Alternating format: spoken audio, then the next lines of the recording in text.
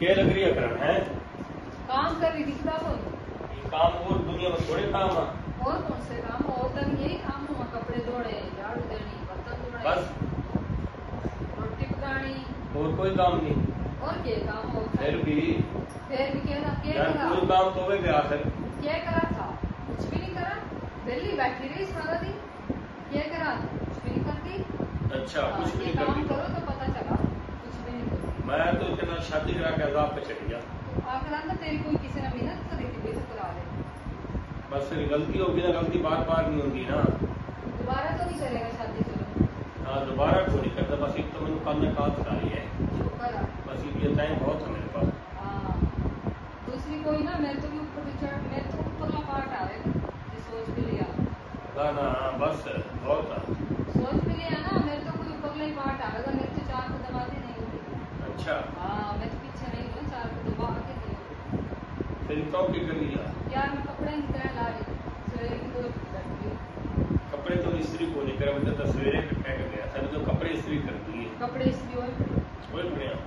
चल खड़ी कर दे। अरे तो बोला ना मौका को नहीं देंगी। अच्छा खड़ी वाले फिर दे दे। जान जान का बोला मैं तो छड़न वास्ते।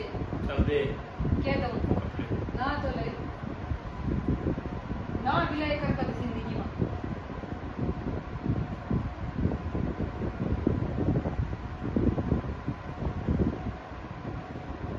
ये कह लिया ना अगले कर जिंदगी में।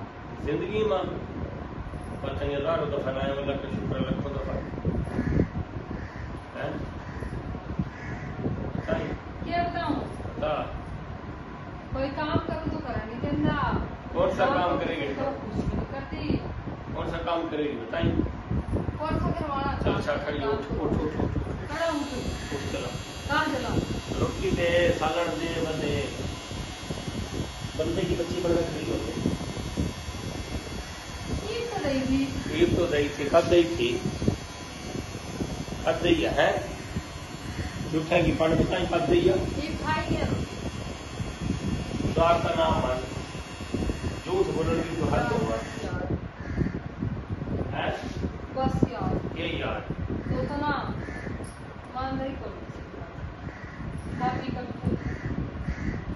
यार तेरे पता मैं तेरे फकीर वाली पूछती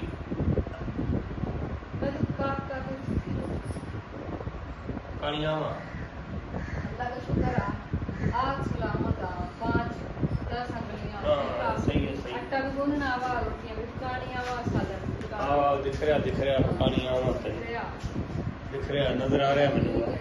कल रात